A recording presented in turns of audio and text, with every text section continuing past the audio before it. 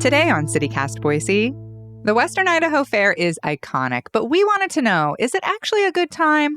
After a rowdy night of side-eyeing hobby crafts and petting pigs, Blake Hunter and Jody Eichelberger are with me to talk exhibitors, attractions, and of course, the food.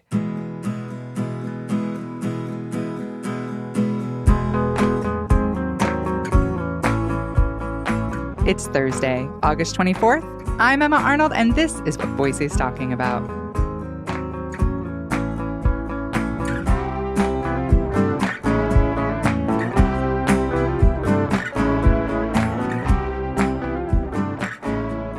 Hi, Jody. Hi, Blake. Hey, Emma. Hello.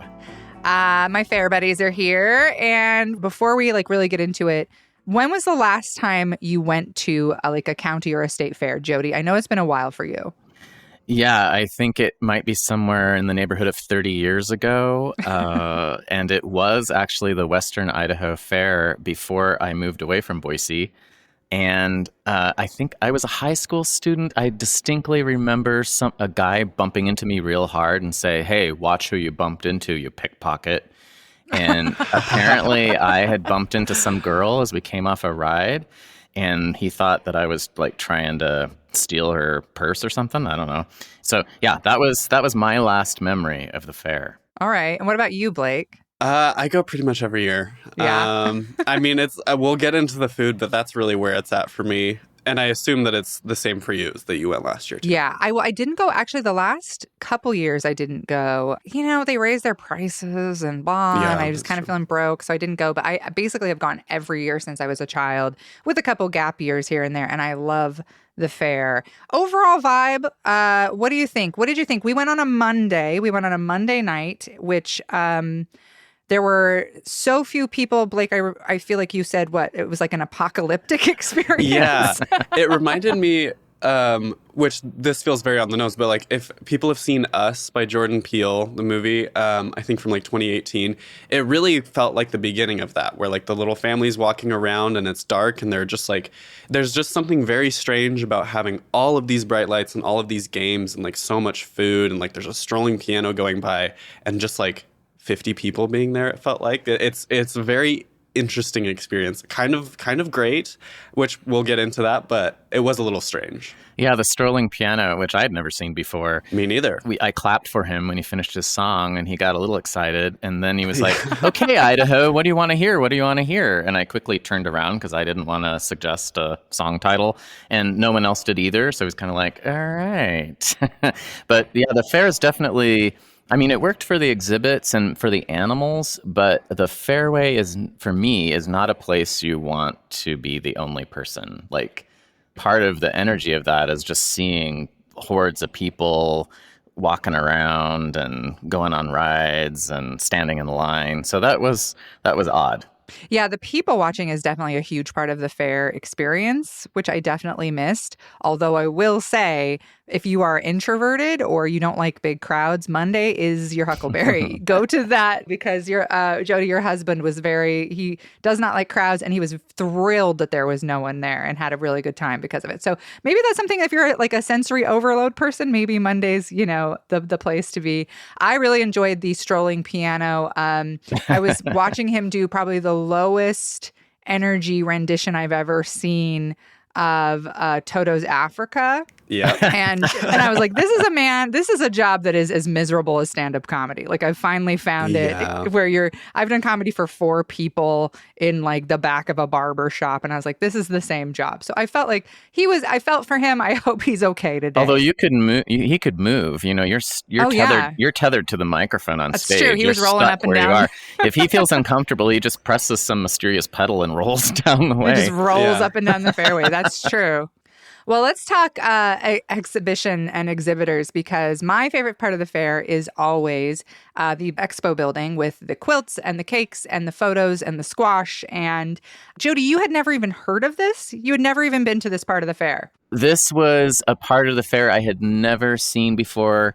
I realize now, after all these years, I had done the fair completely wrong, because that was definitely the best part of the experience, and a world that my eyes were open to for the first time. Yeah. Blake, had you done that before? I feel like you have, right? Yes. Like you're Yeah. in the quilts, is my theory. Yes.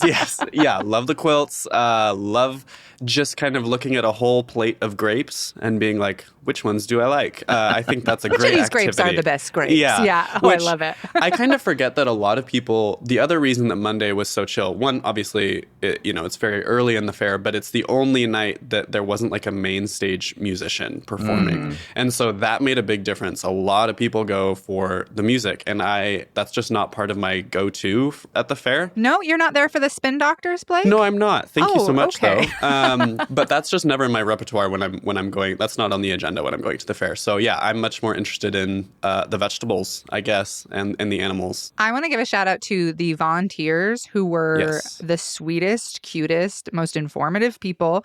When we were in Hobbycraft, Karen, she Karen. came over. She explained everything to us, explained how we were supposed to do our People's Choice votes, and a lot of interesting political statements in the Hobbycraft section. Yeah. We saw a bus. How would you describe that, Blake? I'm going to let you go. It's a military tank with like military soldiers in it and around it on like this little, I don't know, like diorama, and then it's just painted yellow and it says school bus on it. And Yeah. I was just like, I looked at it for just like, made eye contact with it for about 10 seconds. I was like, I can't dive into this any further.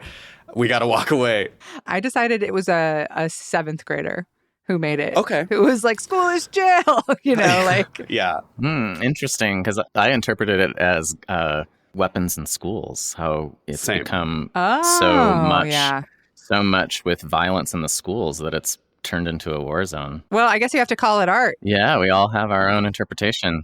I really enjoyed the gourds, and we found out that there's a gourd society of Idaho, which I want to join and know everything about immediately. Giant banner with their mission. Their mission is to get people to realize how entertaining gourds can be. Yeah. And they're right. Yeah. They were very entertaining. They were beautiful gourds. I love that you're sort of getting a little eyeball into all these tiny little worlds that you had no idea about, like the Gourd Society, like the Quilt Society.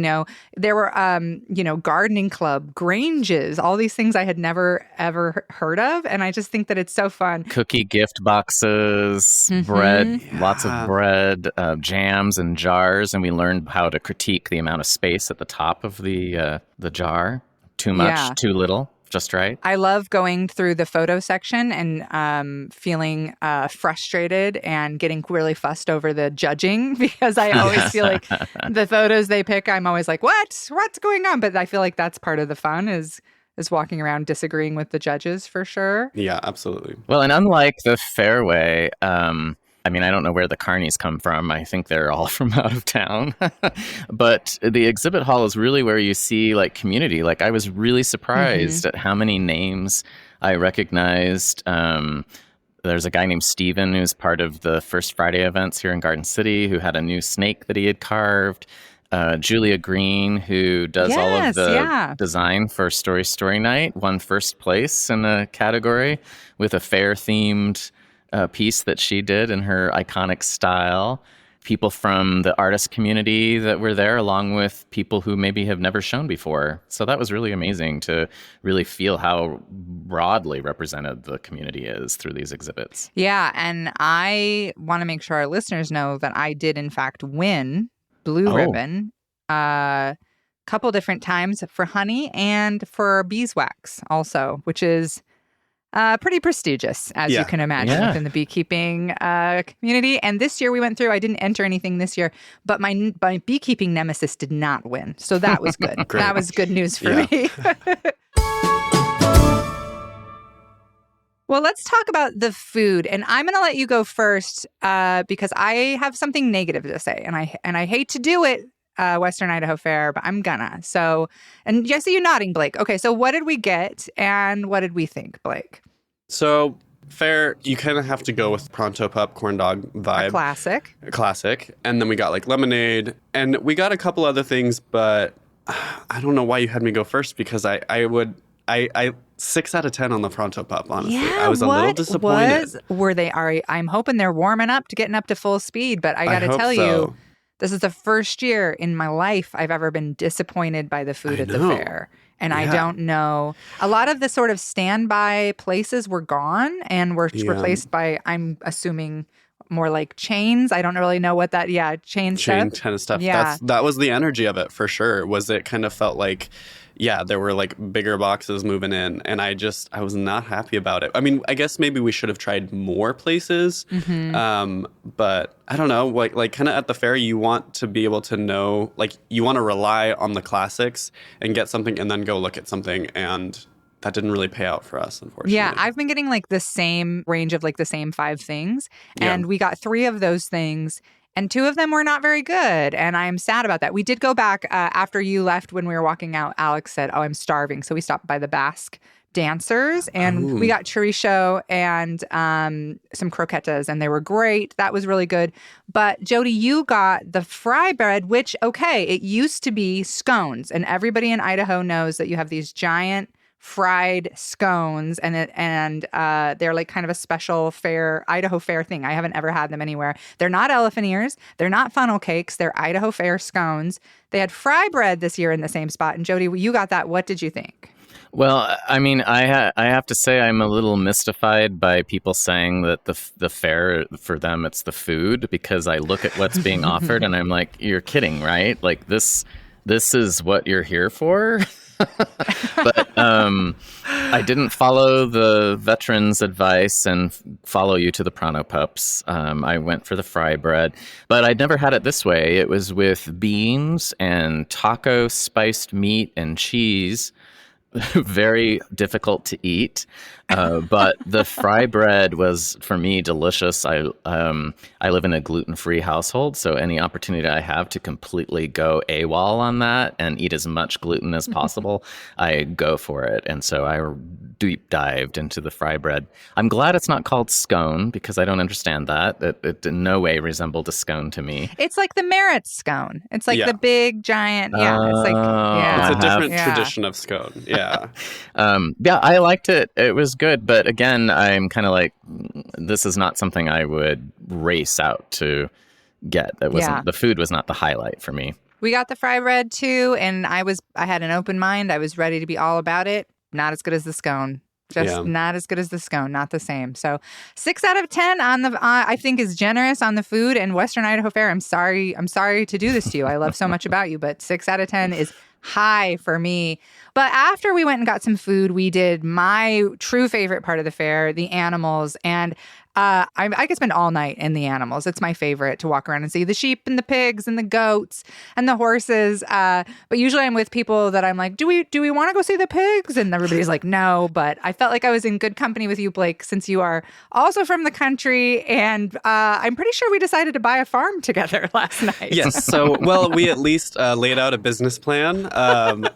Yeah, I mean, 2 steps into like the first like barn enclosure, and we're like, well, we need to change our lives fundamentally, and we need to go full farm. And like, I know that that's kind of like the goal anyway. Like, I don't know. I just want that kind of like, I just want to be around animals. And then you just like walk through a bunch of them. Like the pigs are just, they're so cute. We just like gushed about the pigs for like 5 minutes. I don't know what anyone else in our group was doing, but it was just Emma and I just being like, pigs are so smart and so cute. I loved us walking by and I'd be like, that's a good looking pig. And you'd be like, pig. It's a great pig. Yeah, literally. I don't think you were there for 5 minutes, though, because you guys left me in the dust. I was still in the pigs, and you guys disappeared, and I had to be called and guided. We lost like Jody remotely. in the pig. Yeah. I was watching a pig eat the decorations in his pen. That's where you got stuck. Yeah, I got stuck there. I was fascinated by the pigs. Yeah, which was funny because I think Blake and I were trying to, since you are, a city kid, we thought maybe you were bored. So we were like being polite and being moving. like, we probably keep it moving. Let's not like drag it out. And then we lost Jody to the pigs. Yeah, I was left behind. Yeah. I was caught in between Jody. You were being called behind me, and then in front of me, Emma was petting a baby goat. And so we were outside of the barn, and it was just like a real dilemma. I was like, okay, we got a problem solved here. We really wanted to come find you, but a man said that we could pet the baby goats. Oh, and, yeah, I understand. Then it was rough after it was that. over. Yeah. Yeah. Yeah, we petted so many baby goats and oh gosh, and baby sheep, and it was just they were so sweet, and I just I'm the same as you, Blake. I get in there and I just miss having animals so much. And I'm just like, I got to get back on a farm. Then we saw a bunch of kids shoveling wheelbarrows full of poop. And I was like, well, maybe not. Now I'm remembering the other side of being on a farm is all the poop. So, well, and that was an amazing window. That was an amazing window into the community that's around those animals at the fair, because like there were certain horse stalls that I'd peek into, and there'd be like a faux leather couch in the corner with like a pile of backpacks, and people just like laying out there and talking to each other and setting up saddles in another stall, or taking care of whatever that is. It didn't look like hay. It was like something to give horses comfort in their stalls that can be cleaned out. Oh, straw. Yeah. Is that the technical term? Straw. Okay. All right. I'm learning. I mean, that was part of the sweetness of it is I thought it was such a treat, me personally, just having both sides of having like my city friend and my country friend with me, because it was so fun. Jody were like, don't step in the poop. Don't step in the poop. Yeah. We were trying to keep you the whole time. Yeah, I was in danger of stepping in all the wrong things for sure. Yeah. But my shoes came out okay. We did pay $1 to see not the world's biggest pig, but a very large pig. A very large pig. And we went in there, we paid our dollars. I think we were all skeptical. We were all ready to be like underwhelmed, but that was a giant pig. Yeah. I was like, ah! Part of our skepticism was that it was a true busker event. Maybe the only one that was like, come see the three-legged mermaid, you know? Yeah. But it was all pre-recorded. Like the speaker was just like, see the giant pig. He's eating right now. Come on in and see the pig. And it's like, okay. He was not eating when we went in. So. He was dreaming. He was dreaming. Possibly. He was sleeping and doing little kicking twitches. his little feet and doing a little running. Later, my husband was like, because he took a bunch of pictures of us with the giant pig, and he is from the city, big city boy. And he later was like, I don't think you should post these pictures because this poor pig has this horrible growth on his back and it's so sad. And he was like, what is that? And I was like, those are his testicles. Yeah. Those are his balls. On his He's back? Okay. Well, like on his backside, like on his end, you know. Oh, I wasn't focused on those. I need to go back. Yeah. They're big. Pig balls are big. So now we know that thanks to the Western Idaho Fair. And then we did the petting zoo, which was adorable. Boise, if you want to go see the tiniest baby tiny pony, the pony is already tiny, but then there's a tiny baby pony. You can go see that at the petting zoo. That was super cute. The tiny baby pony was so cute, and he was kind of like kicking around and like trying to jump around, but his mom was like, it is time for bed. She was kind of grunting at us since we're like, okay, get out of here. Have a good night. You're right. Sorry for disturbing. We didn't do any of the rides. We're weak in our ear people, so we didn't do any of the rides. But here's my take on that: the games are crap, the rides are sus. That's always been my feeling about that part of the fair. That's for other people, and I hope they have fun with that. Did anybody feel sad about not riding the rides? Hey, I rode one ride. Oh, you did. You did. That's right. You rode the Sky Ride. Is that what it's called? The chairlift. No, it's not a chairlift. It's the Sky Ride. Exactly. Yeah. Which you all walked to the exit. I floated to the exit. So I feel like that was definitely the right move. We just kind of peacefully got to review from above all the rides as we slowly made our way to steps away from the exit. And we rode our bikes there, which was magical. Riding out in the dark, it was very dark, but it was a great looking back over my shoulder as we went onto the green belt at the lights from the fair. It was really beautiful. Well, what do we think? Recommend? Are we going next year? I'm going to recommend, even though I hope they get their food situation sorted out. And of course, I will be going next year. Blake, what about you? Same. I mean, I really do think that maybe Monday's the time to go, just because like it's very clear that you're going to have a parking spot. You're not going to have to wait in lines. So, obviously if you want to go see the music and make sure that you go on a night where all of the animals are there, because I think that there were some animals who hadn't got there yet when we were there on Monday. If you want to do that, go for it. But for anyone else who's like, I would just like a slower experience, I want to eat some food and look at some cute animals and quilts and whatnot, I hard recommend for Monday. What do you think, Jody? Well, I know you have submitted honey before to the fair, but I would like to challenge Blake and anyone else out there to find your category and submit something. Yeah, absolutely. I don't know if you're ready to start a quilt, but I think that I was just amazed by the amount of community involvement with people submitting things that I would never have thought to submit to anything. It looked like, some of the stuff looked like it was recovered off of the family refrigerator and, had been up there and like, hey, let's enter it into the fair. And it was beautiful to see. So I don't know. I'd have to investigate myself what I think I might be able to submit, but I think that would just amp it up a level if I knew that I was going to see like, ooh, where did they place my whatever it is? Yeah, I mean, the fair is truly just like a cornucopia of human experience, of just like, there are things there that like you never would imagine, nobody asked for, but you're glad that they're there.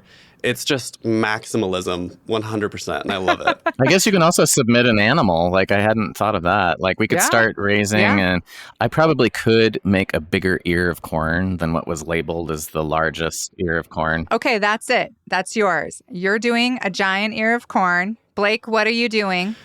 I think I can do like a better cucumber than some of the freaky ones that were there. Yeah, there were some scary of ones. those. Emma, you've already got the sunflower category 1. Oh, right. I do. Oh my gosh, I'm excited for next year. I'm winning that. But actually, you know what I think I want to do? That giant cabbage was the biggest cabbage I've ever seen. And I was like, I think I could. You feel challenged by that. I feel challenged by that cabbage. Yeah. So. Well, thanks for being my fair buddies, and I'll see you next year, and good luck with your corn and your cucumbers. Thank you. It was so fun. Thanks for bringing me along. Thank you. What a great time.